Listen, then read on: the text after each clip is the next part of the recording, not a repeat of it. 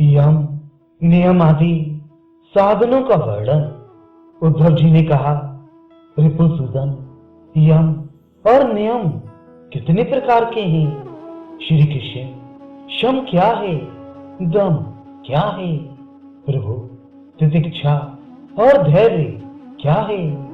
आप मुझे दान, तपस्या, शूरता, सत्य और रित का भी स्वरूप बतलाइए। त्याग क्या है? अभीष्ट धन कौन सा है? यज्ञ किसे कहते हैं? और दक्षिणा क्या वस्तु है? श्रीमान केशव, पुरुष का सच्चा बल क्या है? भग किसे कहते हैं? और लाभ क्या वस्तु है? उत्तम विद्या, लज्जा, श्री तथा सुख और दुख क्या है? पंडित और मूर्ख के लक्षण क्या है? सुमार्ग और कुमार्ग का क्या लक्षण है? स्वर्ग नरक क्या है? भाई बंधु किसे मानना चाहिए? और घर क्या है?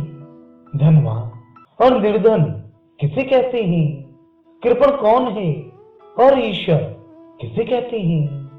भक्त वत्सल प्रभु, आप मेरे इन प्रश्नों का उत्तर दीजिए और साथ ही इनके विरोधी भावों को भी व्याख्या कीजिए।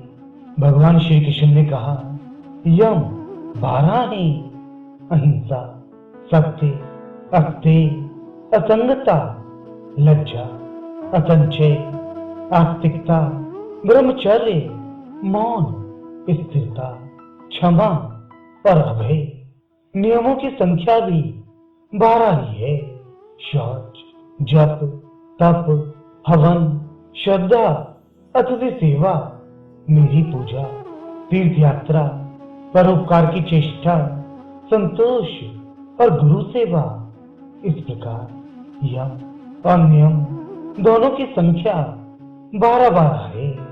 ये सकाम और निष्काम दोनों प्रकार के साधकों के लिए उपयोगी है। उद्धव जी, जो पुरुष इनका पालन करते हैं वे यम और नियम उनके इच्छा अनुसार उन्हें भोग और मोक्ष दोनों प्रदान करते हैं।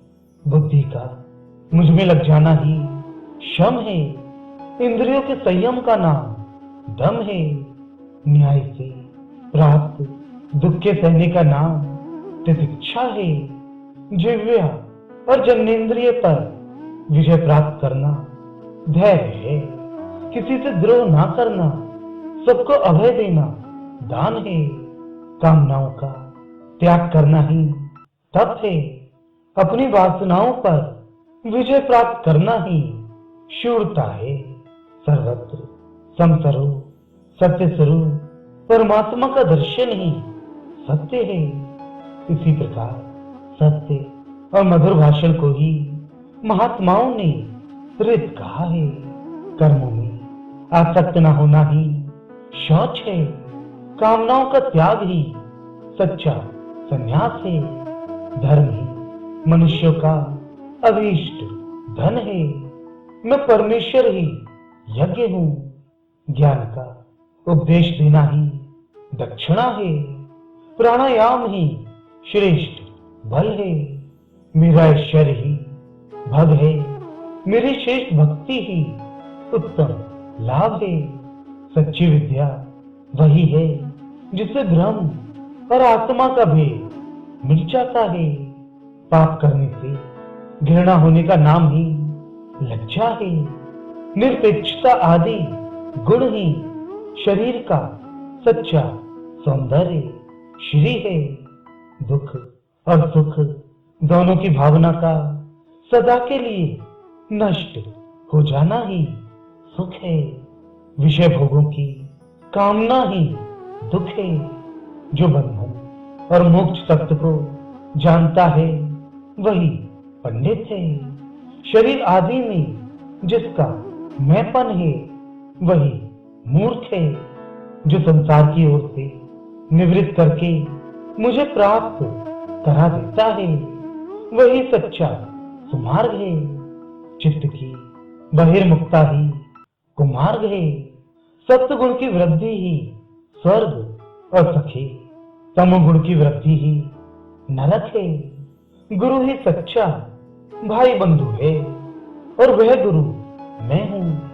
यह मनुष्य शरीर ही सच्चा घर है, वह सच्चा धनी वह है जो गुणों से संपन्न है, जिसके पास गुणों का खजाना है, जिसके चित्त में असंतोष है, अभाव का बोध है, वही दरिद्र है।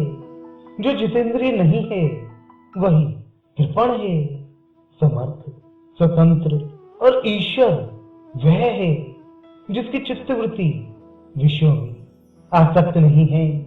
इसके विपरीत जो विषयों में आसक्त है वही सर्वथा असमर्थ है।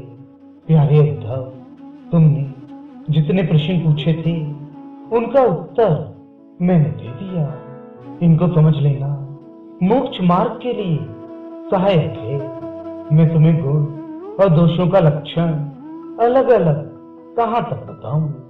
सबका सारांश इतने में ही समझ लो कि गुणों और दोषों पर दृष्टि जाना ही सबसे बड़ा दोष है, और गुण दोषों पर दृष्टि ना जाकर अपने शांत निसंकल्प स्वरूप में स्थित रहे वही सबसे बड़ा गुण है।